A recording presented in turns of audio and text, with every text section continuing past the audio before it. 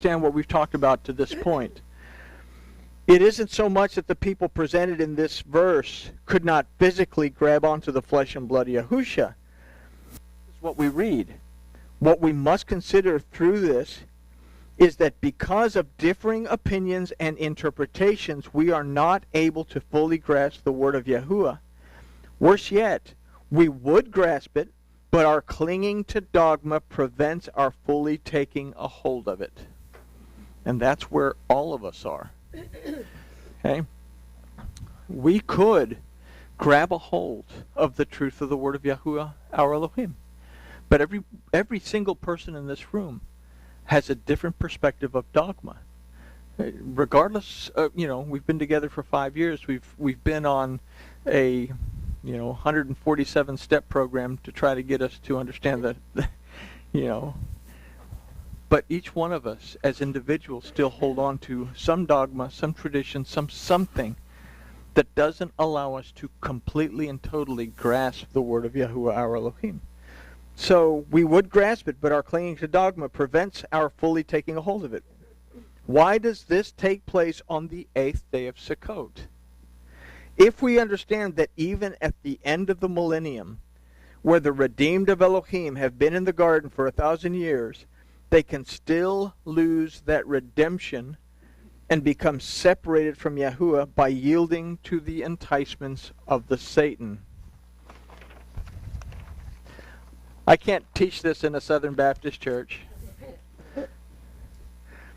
Upon his release prior to the 8th day, we considered in verse 37 that we move towards Yahusha in the direction of the redemption, deliverance, and restoration of Yahuwah by drinking from the living waters of his word. The Torah does not redeem us. It allows us to remain in a state of redemption by seeking to Shema, perceive, discern, understand, obey, and apply its direction to our lives, and to Shamar, to guard the word of Yahuwah, to treasure it, to preserve its truth, and to observe that truth within our existence.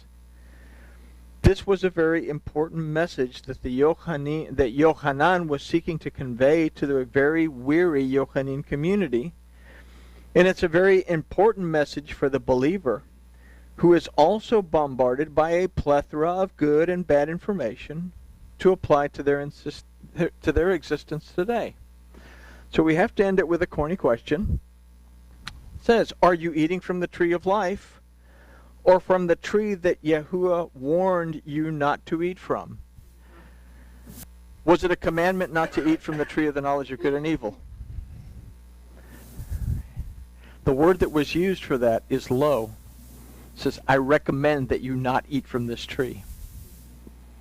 Okay? It wasn't al. I command you not to eat from this tree. It was lo. I recommend you not eat from this tree. But we ate from the tree. We went against the recommendation of the word of Yahuwah Elohim.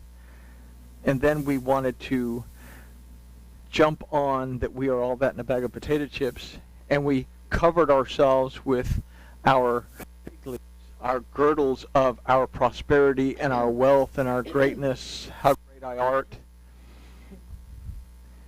And we thought that because of this, we could deceive Yahuwah Elohim and impress him with that, as opposed to saying, oops, I made a mistake, forgive us, and it would have gone on. But anyway, so we can say grooviness has been achieved, and